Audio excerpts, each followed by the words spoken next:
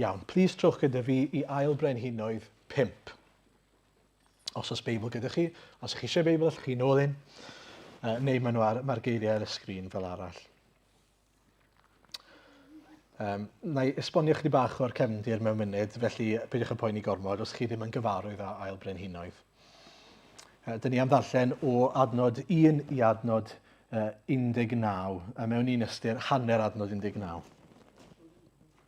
Felly ail Brenhinoedd 5. Yr oedd Naaman, capten byddin brenin Syria, yn ddyn uchel gan ei feistr ac yn fawr ei barch, a mae trwyddo ef yr oedd yr arglwydd wedi gwaredu Syria.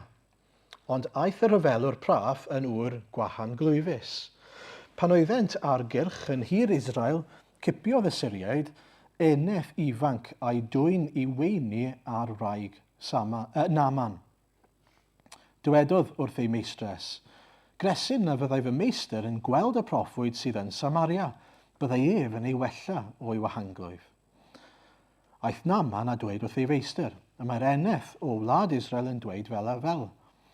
Ac meddai brenin Syria, dos di ac anfona finnau brenin Syria. Dos di ac anfona finnau lythyr at brenin Israel.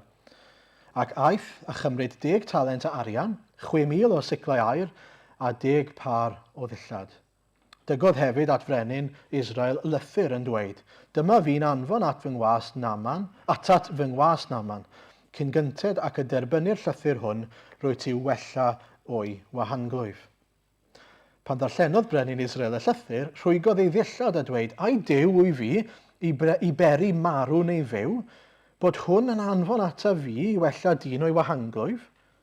Sylwch ar hyn yn awr, a gwelwch mae chwilio am achos yn ferbyn y mae. Pan glywodd Eliseis, gŵr Duw, fod brenin Israel wedi rhwygo ei ddillad, anfonodd at y brenin a dweud, pam yr wyt yn rhwygo dy ddillad? Gad iddo ddod ata fi, mwyn iddo wybod fod proffwyd yn Israel. Felly daeth Naaman gyda'i feich a'i gerbydau a sefyll o flaen drws tŷ Eliseis, a gyrodd Eliseis neges allan ato. Dos ac ymolchi 7 waith yn yr Iorddonen, ac adferu'r dygnawd yn holliach i tŷ. Ffromodd Naaman, os chi'n gwybod beth yw ffromodd, fuming, oedd e'n fuming. Ffromodd Naaman ac aeth i ffwrdd a dweud, meddyliais y byddai o leia yn dod allan a sefyll a galw ar enw'r arglwydd ei ddew, a symud ei law dros y fan a gwella'r gwahanglwydd. Onid yw Abana a Pharpar anfonydd Damascus yn well na holl ddyfroedd Israel? Oni allwn ymolchi yn ddynt hwy a dod yn lan? Trodd a mynd i ffwrdd yn ei ddig. Ond daeth ei weision ato a dweud wrtho, petai'r proffwyd wedi dweud rhywbeth mawr wrthyt, oni fyddet wedi ei wneud? Ond rheitiach felly gan mai dim ond ymolchi a bydd lan a ddywedodd. Ar hynny, fe aeth i lawr, ac ymdrochi 7 waith yn yr Iorddonen, yn ôl gair gŵr Duw. A daeth ei gnawd yn lan eto fel cnawd bachgen bach. A dychwelodd ef a'i holl fyntau at ŵr Duw, a sefyll o'i flaen a dweud, dyma fi'n gwybod yn awr nad oes Duw mewn un wlad ond yn Israel, felly derbyn yn awr anreg oddi wrth dy was. Atebodd yntau, cynwired y bod yr arglwydd a wasanaethaf yn fyw, ni chymeraf ddim. Ac pwyso arno i gymryd, gwrthod a wnaeth. Dywedodd Naaman, os na chymeri yntau, rhodder lwyth cwpl o filod o brif i mi. Dy was, gan na fyddaf ar ôl hyn yn offrymu poeth offrwm nac aberth i'r un dew arall, ond i'r arglwydd. Ond yn unig maddeued yr arglwydd i mi, pan fydd y meistr yn mynychu teml Rimon i addoli yno ac yn pwyso ar fy llaw, bydda finnau'n moes ymgrymu yn heml Rimon pan fydd ef yn ymgrymu yno. Maddeued yr arglwydd i thwas am y peth hwn. Dywedodd Eliseis wrtho, heddwch i ti. A ni stopo fyna. Amen. Iawn. Ydych chi eriod wedi disgwyl bydde Duw yn gweithio mewn rhyw ffordd penodol, ond mae i weld fel petai Duw yn gweithio mewn ffordd cwbl wahanol sy'n golygu fod rhai sydd yn elynion i chi i weld yn llwyddo a chi'n ffindio chi'n yn gofyn y cwestiwn, wel, os yw Duw wir yn teyrnasu, os yw Duw wir yn rymus, pam bydde fe'n gadael iddyn nhw ennill? Pam bydde fe'n gadael iddyn nhw lwyddo? Neu, ydych chi rioed wedi bod mewn sefyllfa lle chi'n gweld rhywun drwg yn llwyddo ac i weld yn cael get away gyda pethau dylsyn nhw ddim, lot o ddrygioni, a chi'n eistedd yn meddwl, sut gall Duw adael i hyn ddigwydd? Sut all drwg lwyddo yn y sefyllfa yma?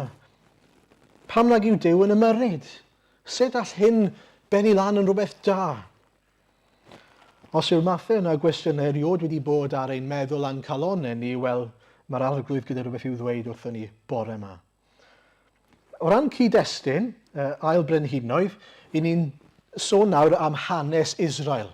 Ac lle ni arni, ryfflu nawr, right? Mae Brenin Dafydd wedi bod yn frenin a wedi marw, mae Solomon ei fab wedi marw, a ni nawr yn cyrraedd ail Brenhinoedd lle mae yna frenin newydd on the scene. Right? Mae brenin wedi bod cyn y brenin yma, sef tad y dyn yma. Yn ail Brenhinoedd 4 erbyn hyn, Joram yw enw'r brenin. A'i dad oedd Ahab. Oedd Ahab yn frenin drwg iawn. Allai ddim dweud mwy na hynny ar hyn o bryd, sy'n amser gyda ni, oedd e'n frenin drwg. A dyma fe yn marw mewn brwydr yn erbyn Syria. Okay? So Israel a Syria, brwydro yn erbyn ei gilydd, a dyma'r brenin yn cael ei ladd Ahab. Nawr, beth i ni'n sylwi yn ail Brenhinoedd yw fod lot o frwydro yn mynd mlaen rhwng Israel a Syria. Ond yn elynion ac lot o frwydrau yn mynd mlaen rhwng y ddau. A beth i ni'n dod i ffindo yw fod yna ddyn o'r enw Naaman yn Syria sydd yn national treasure erbyn hyn, right? Yn arwr cenhadol. A'r rheswm pam i ni'n dod i ddeall yn adnod 1 fan hyn yw fod wedi gwaredu Syria. Ond nid rili fe sydd wedi gwaredu Syria, beth mae'n dweud wrthyn ni yw trwyddo fe roedd yr arglwydd wedi gwaredu Syria. Okay? A felly mae hwnna'n bwysig. Dyw e ddim yn cael ei gofnodi yn y Beibl, ond mae yna hanes mewn ysgrifau Iddewig sydd yn cofnodi, mae'n debyg, mae Naaman ei hun oedd wedi lladd y brenin Ahab, brenin Israel. I ni ddim yn gallu bod yn siŵr o hynny, ond bydde fe'n neud sens o ran y cyd-destun. Felly, triwch edrych ar y darlun nawr, mae gyda chi Israel, mae'r brenin wedi cael ei ladd gan y dyn yma, Naaman. Mae Naaman yn arwr Syria, a mae e'n ffindio hynna'n gyda'r gwahanglwyf. Okay? Dyna lle ni arni. A mae hwnna gyd yn bwysig, so please cofiwch hynny. Mae'n bwysig hefyd sylwi fod yr awdur, pwy bynnag sydd yn ysgrifennu ail Brenhinoedd, a ni ddim yn siŵr pwy yw mae e'n cofnodi'r ffaith fod yr arglwydd wedi gwaredu Syria. Hynny yw, yn y frwydr yma rhwng Israel a Syria, mae'r arglwydd wedi cadw pobl Syria trwy Naaman. Maen nhw'n cydnabod, dyn nhw ddim yn hoffi hwnna, ond nhw wedi brwydro yn gobeithio bydden nhw'n ennill yn erbyn pobl Syria, yn cael gwared ar bobl Syria, ac eto mae'r arglwydd wedi ei gwaredu nhw.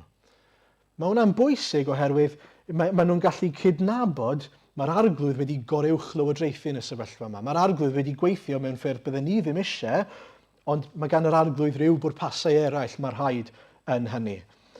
A dyn ni'n mynd i weld beth yw'r pwrpasau yna bore yma. A mae'n eitha anhygoel mewn gwirionedd. Y canlyniad cyntaf i'r fuddugoliaeth yma yw fod Naaman yn dod yn falch. Mae Naaman yn meddwl bod e'n big deal. Mae e'n rili'n meddwl bod e'n rhywun. Bydde angen agor y ddoi ddrws i gael pen Naaman mewn trwy'r drws. Math yna o beth. Mae e'n rili yn tyfu'n falch, a dyn ni'n mynd i ddod i weld hynny yn y ffordd mae'n siarad mewn munud. Ond, dyw'r arglwydd ddim wedi gorffen gyda Naaman. Mae'r arglwydd yn defnyddio Naaman, right? Mae'n dod yn rhyw fath o arwr cenhadol, ond mae gan yr arglwydd fwriadau i dynnu Naaman reit lawr. Fel bod e'n cael golwg ar Dduw ei hun. Ac yna, beth mae'n mynd i wneud? Mae'n mynd i yrru fe nôl i Syria.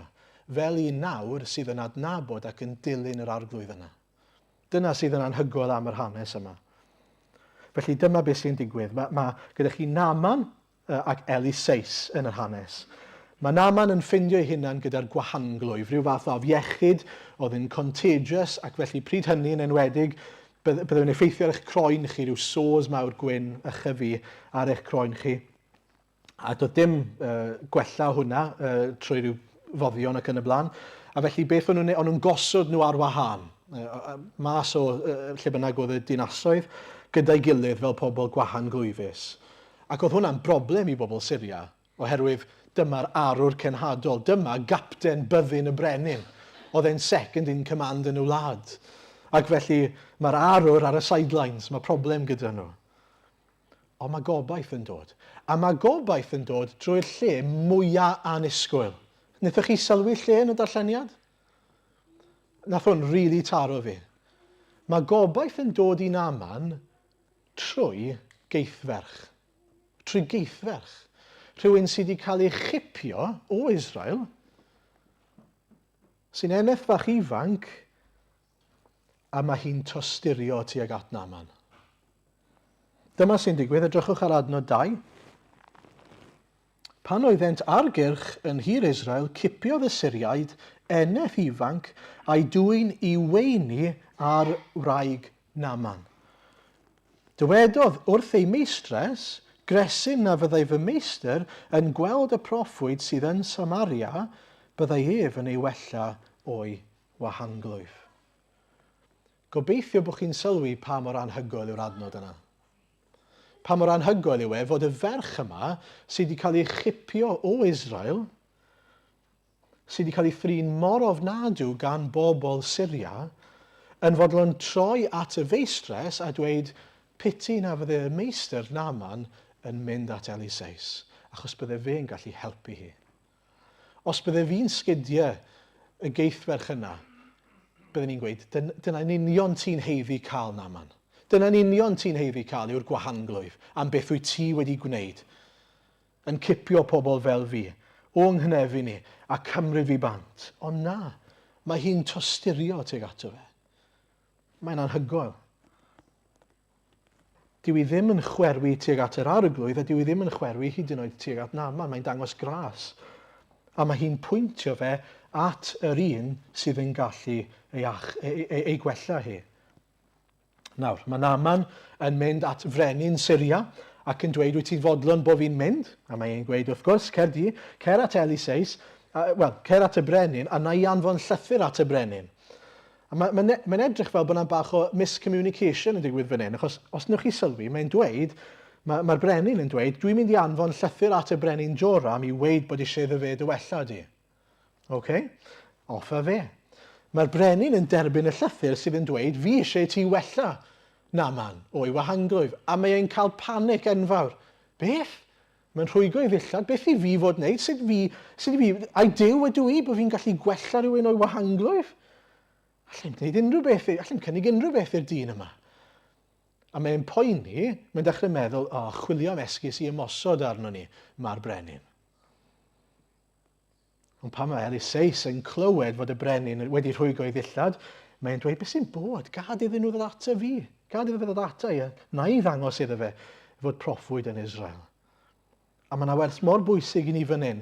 Dyw'r brenin ddim yn gallu cynnig unrhyw beth i Naaman oherwydd dyw e ddim yn clywed geiriau'r arglwydd ar gyfer Naaman. Dyw e ddim yn broffwyd, dyw e ddim yn negesydd gair Duw. Nid y brenin yw'r dyn mwyaf dylanwadol yn Israel. Naaman yw, Eliseis yw e. Oherwydd mae Eliseis yn ŵr Duw. Mae gyda fe eiriau Duw i'w rannu gyda pobl. Nid bod e'n rymus yn ei hunan, ond fod e'n negesydd gair Duw. A beth ni'n mynd i weld yw mor bwysig yw rhannu gair Duw gyda pobl. Grym gair Duw trwy ei weision. A felly mae Joram y brenin hyd yn oed yn cael ei ddarostwng fan hyn, achos mae'n gorfod cydnabod. Mae'r so-called brenin, top dog, y boi mwyaf pwysig, allai'n wneud dim byd fan hyn. Fi'n helpless. Ys dim gobaith dy fi i effeithio ar fywyd Naaman. Ond mae Eliseis yn gallu. Nid oherwydd pwy yw Eliseis, ond oherwydd pwy yw'r Duw sydd yn siarad gyda Eliseis. Nawr, mae Naaman yn dod ar ei ffordd i weld Eliseis te nawr. a mae'n dod gyda llwyth o arian. Dyw'r arian sy'n cael ei nodi fan hyn ddim yn golygu unrhyw beth i ni, yw e. Ond yn ein iaith ni, 340 kg o arian, 68 kg o aur, a 10 set o ddillad gwerthfawr. Jyst i chi gael rhyw fath o syniad o'r math o gyfoeth i ni'n sôn amdano. Mae pobl yn amcangyfrif o leia 10 miliwn o bunnoedd, o leia 10 miliwn. Okay? Lot o arian mewn geiriau eraill. Pam bod e'n dod ag e? Wel, i ddechrau mae diwynwyr yn dweud mwy na thebyg i drio talu ei ffordd. I drio talu a dweud, edrych, mae gen I rhywbeth i'w roi i ti mwyn i ti roi rhywbeth i fi. Okay? Transaction. Ond yn ail, mae e hefyd yn dod, os wnaethoch chi sylwi, gyda disgwyliadau oherwydd pwy yw e. Mae e'n arwr, mae e'n bwysig. Nid yn unig mae gyda fe'r cyfoeth yma i dalu am y transaction, ond mae e'n disgwyl pethau penodol oddi wrth Eliseis. A felly mae'n gadael yn grac i ddechrau, oherwydd bod yr iachawdwriaeth, yr iachad, mae Eliseis yn cynnig, dyw ddim digon da iddo fe. Edrychwch ar adnodau 9 i 12. Y peth cyntaf mae'n grac amdano, a fi wrth y modd gyda hyn, dyw Eliseis ddim yn gadael y tŷ. Dyw ddim yn boddran gadael y tŷ a mynd i gwrdd â fe. Dyma'r dyn pwysig yma, big deal yn dod i'r tŷ, edrych fi'n dod mwyn cael glanhad gyda'r holl gyfoeth yma. Be mae Eliseis yn gwneud, mae'n danfon ei was mas mwyn rhoi nodyn iddo fe. Ceriolchi'n yr iorddonau yn 7 gwaith. Pam? Wel, dyw ddim ynglyn â Eliseis, a dyw ddim ynglyn â pa mor bwysig mae Naaman yn meddwl yw e. Mae ynglyn â'r neges. Mae ynglyn â'r gair sydd ar y darn o bapur yna fel petai, sydd yn dweud ceri ymolchi, mae Duw yn dweud hyn. Yn ail, mae'r neges yn rhy syml iddo fe. Hynny yw, mae e'n dweud, o'n i'n disgwyl, o leia bydde fe'n dod mas. Chi'n sylwi beth mae'n dweud? Ffromodd Naaman, adnod 11 yw e. Ac aeth i ffwrdd a dweud, meddyliais y byddai o leiaf yn dod allan, o leiaf yn dod i weld fi, achos dwi'n mor bwysig, a sefyll a galw ar enw'r arglwydd ei ddiw, a symud ei law dros y fan, rhyw fath o ritual, rhywbeth special yn digwydd, rhyw magic touch. Dyma oedd Naaman eisiau. Okay? Beth oedd e ddim eisiau, oedd gorfod tripsan i ryw afon, oedd ddim yn afon digon da iddo fe, achos mae'n afonydd gwell i gael, mwyn cael ei achau. Mae'n dweud mae Abana a Pharpar yn well afonydd na afon yr iorddonen. Sa eisiau mynd i'r afon yna, come on. Chi'n deall y pwynt? Dyw'r neges ddim yn neges mae e moyn. Mae e'n dod gyda disgwyliadau o'r math o neges sydd yn ei blesio fe, sy'n rhwyddach iddo fe. Ond sylwch, mae yna rhywun arbennig iawn arall yn rhan o'r stori. Rhywun arall sydd i weld yn isel ac yn amhwysig mae'r arglwydd yn defnyddio, sef gweision Naaman. Mae'r gweision yn dod a maen nhw'n rhesymu gyda Naaman. Mae Duw yn sicr yn y benod yma yn dyrchafu y gweision. Mae mor rhwydd i ni edrych ar bobl fel Eliseis a meddwl maen nhw'r bobl pwysig. Heb y geithferch, bydde fe ddim wedi clywed am Eliseis. Heb y gweision, fydde fe wedi gadael yn ddig. Cofiwch hwnna. Dyna rôl pwysig sydd gan bobl sydd yn cael ei ystyried o safbwynt y byd fel pobl isel, ond o safbwynt Duw yn bobl gwerthfawr. Mae'n defnyddio pobl sydd i weld yn wan yn ôl safon y byd. Ond beth sy'n digwydd te? Wel, maen nhw'n rhesymu. A clywed i'r arglwydd bod nhw yn rhesymu, oherwydd maen nhw'n achosi iddo fe ailfeddwl. Maen nhw'n dweud wrtho fe, a mae'n ddiddorol iawn, maen nhw'n dweud, petai Eliseis wedi gofyn i ti wneud rhywbeth oedd yn anodd ac yn fawr, bydde ti wedi wneud e. Ond oherwydd mae dim ond ymolchi, ti ddim yn fodlon wneud e. Mae hwnna'n ddiddorol, nag yw e? Os oedd e'n rhywbeth bydde'n cymryd rhyw ymdrech gan Naaman, bydde fe wedi bod yn fodlon wneud e. Os oedd e'n gallu cyfrannu rhywbeth, neu gweld rhyw ritual mawr yn dweud, iawn. Ond gan mai dim ond golchi yn yr afon oedd e, na, diw hwnna ddim digon da. A chi'n gwybod, mae her yr efengyl yr un her. Mewn un ystyr, mae'n gallu bod yn rhy syml, yn rhy hawdd, achos mae'n golygu bod ni'n methu cyfrannu unrhyw beth. I ni'n methu gwneud, i ni eisiau gallu rhoi, i ni eisiau gallu felly talu ni, ymdrechu'n ffordd i achubiaeth. I ni eisiau gallu teimlo fel mae ni sydd yn hawlio fe. Mae yna rhywbeth anodd am ddarostwng ein hunain a jyst cydnabod ni angen golchi. I ni angen golchi'n hunain. I ni'n frwnt. Yn enwedig y dyn yma oedd yn arwr cenedlaethol. Yn un oedd yn bwysig, yr un oedd second in command. Bydde wedi dod yna. Chi'n gwybod pwy ydw i? Do you know who I am? Chi'n disgwyl bod fi yn mynd i olchi yn yr afon front yna? Really? Really. Mae'r arglwydd eisiau darostwng. Na man, mae eisiau fe gydnabod. Dwi'n frwnt, dwi angen glanhad. A mae'r un peth yn wir i bob un ohono ni. Os ych chi eisiau dod i adnabod a perthyn i'r arglwydd, mae'n rhaid i chi gydnabod. Dwi'n frwnt. Dwi ddim yn lan, dwi angen cael fy nglanhau. A does gen i ddim byd allai gyfrannu at hynny. Allai ddim cyfrannu dim tuag at hynny. Dim ond derbyn, dim ond plygu. Felly, dyma fe'n cael y cyngor yma, dyma fe'n cael y gweision yn rhesymu gyda fe, a diwedd y stori yw bod e'n ailfeddwl, bod e'n mynd nôl, bod e'n ymolchi 7 gwaith yn yr afon, ac wrth gwrs mae'n cael ei lanhau. Mae e'n mynd nôl at Eliseis ac yn dweud, nawr fi'n gwybod mae dim ond un Duw sydd, sef Duw Israel. Mae hwnna'n bwysig a ddyn nôl at hynny mewn munud. A nawr mae eisiau rhoi anreg, mae eisiau cydnabod, daioni. Eliseis mae e'n meddwl ar y pryd, a rhoi anreg. A mae Eliseis yn gwrthod. Achos mae Eliseis yn gwybod, dyw hwn yn ddim byd ohono i. Dyw e ddim yn heiddi'r anreg, achos nid Eliseis sydd wedi gwneud yn byd. Dyw sydd wedi gweithio, Dyw sydd wedi achub. A mae'r stori, rhan yma'r stori, beth bynnag, rhwng Naaman ac Eliseis yn gorffen, gyda Eliseis yn dweud rhai pethau chydig bach yn od falle os wnaethoch chi sylwi. Yn gyntaf, mae e'n gofyn am faddeuant cyn gwneud rhywbeth.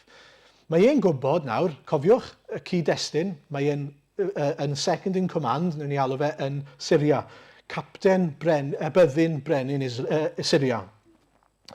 A mae e'n gofyn mynd nôl a gweithio gyda brenin Syria.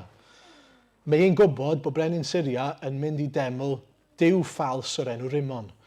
Ac felly beth mae'n dweud fan hyn yw fi'n gwybod pan a fi nôl byddai'n gorfod mynd gyda fe, byddai'n rhoi ei fraich arno fi a pryd hynny mae'n disgwyl bod pawb yn moes ymgrymu, yn baw o lawr.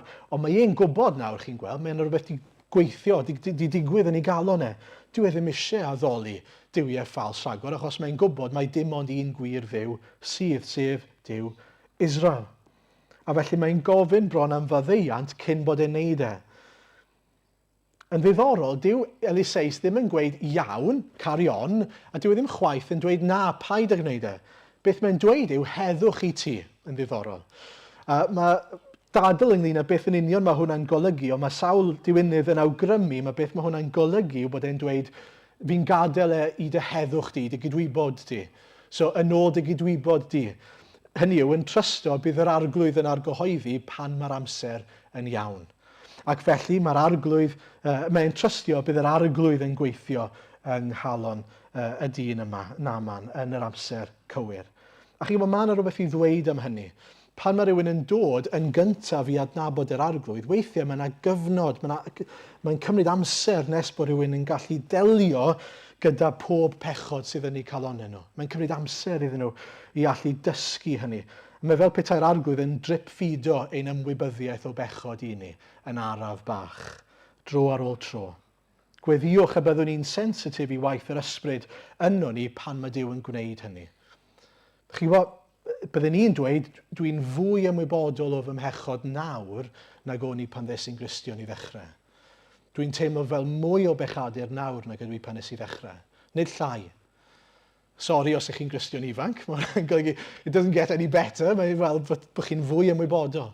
Ond gras Duw yw hwnna, bod e'n ymwybodol o'n hangen ni i gael ein gwarchod rhag ein hunain falle i ddechrau, bydde fe'n ein llethu ni os byddwn ni'n gweld popeth. Ond yn araf bach mae'n amlygu hynny i ni. Peth arall od mae Naaman yn gofyn am yw mae'n gofyn am brif. Mae'n gweud, gai brif i fynd nôl gyda fi, achos fi eisiau gallu addoli Duw. A mae hwnna oherwydd bydde diwiau ffals ar y pryd, be bydden nhw'n neud, bydden nhw'n cymryd darn o dir o lle bynnag o'n nhw wedi bod yn addoli'r diwiau ffals yna ac yn defnyddio hwnna fel rhywbeth superstitious mewn gwirionedd. Bydden nhw'n addoli gyda'r prif yna neu ar y prif yna. So oedd e'n meddwl lle bynnag oedd Duw wedi gweithio yn ei fywyd oedd eisiau'r prif yna arno fe. Okay? Nawr, dyw hwnna ddim yn syniadaeth cywir. Beth mae hwnna'n dangos i ni yw, mae yna dal pethau mae angen dysgu. Mae dal pethau o'i hen fywyd mae e'n mynd i ofyn gweithio arno.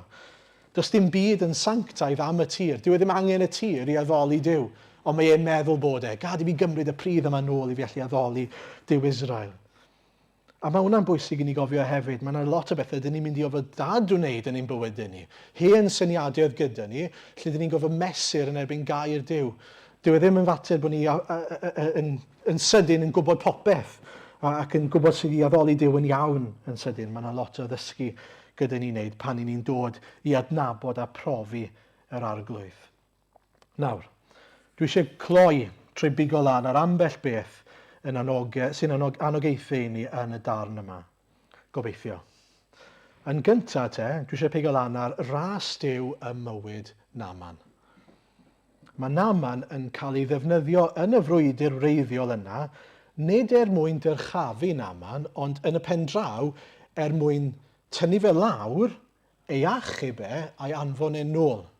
Achos diwedd y stori nawr yw fod dyn sydd yn mewn awdurdod yn Syria i gyd yn adnabod ac yn addoli Duw Israel. Na chi anhygoel yw hynny? Gallai'r arglwydd, os bydde fe moyn, wedi dinistrio Syria. Wedi dinistrio Syria. Ond yn lle hynny, mae'n achub un yn Syria sydd â pherthynas bersonol gyda brenin Syria a sydd â lot o ddylanwad sydd yn arwr yn eu plith nhw. Na chi rhyfeddol yw hynny, fod yr arglwydd wedi tosturio, wedi dangos gras a thosturi tuag at Naaman a cenedl Syria. Yn ail, gwaith Duw drwy'r geithferch. Mae hwnna'n rhywbeth rhyfeddol. Mae'n cael ei chipio, a does dim byd yn dda am hwnna. Mae hwnna o ganlyniad i bechod Naaman a'i fyddin. Does dim byd yn dda amdano fe. Ac eto mae hi'n dod yn arf yn nwylo Duw i ddod â Naaman at Eliseis. A nid yn unig hynny, dychmygwch nawr ddiwedd y stori. Mae Naaman yn mynd nôl adre fel un sydd yn adnabod ac yn addoli Duw Israel. A mae'r geithferch nawr mewn cyd-destun lle mae hi yn gallu addoli gydag ac yn gallu helpu fe i wybod beth mae'n golygu i addoli Duw Israel. Mae'n gallu bod yn fwy o help eto iddo fe. Na chi rhyfeddol yw hynny. Mae hi'n dod yn arf oherwydd ei bod hi wedi byw yn unol a chalon Duw ac ewyllus Duw. Gallai hi mor rhwydd, a gallai ni mor rhwydd, gallai ni chwerwi tuag at yr arglwydd, chwerwi tuag at Naaman yn y cyd-destun yna. Ond yn hytrach mae hi'n caru ei gelynion.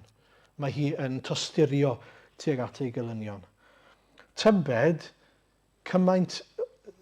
a oes na hyd yn oed, adegau yn ein bywydau ni lle ni wedi colli mas ar freintiau ac ar fendithion oherwydd bod ni ddim wedi caru pobl dylen ni garu.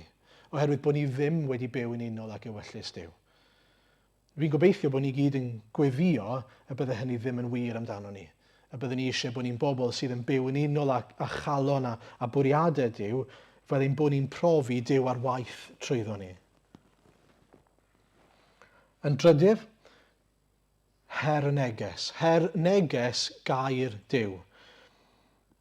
Mae'r neges, fel o'n i'n dweud ynghynt, yn syml. Bron yn rhy syml i Naaman i ferbyn. Dyw e ddim yn hoffi'r ffaith bod just yn gorfod golchi. Dyw e ddim yn hoffi chwaith fod yn yr afon sydd ddim yn afon gorau.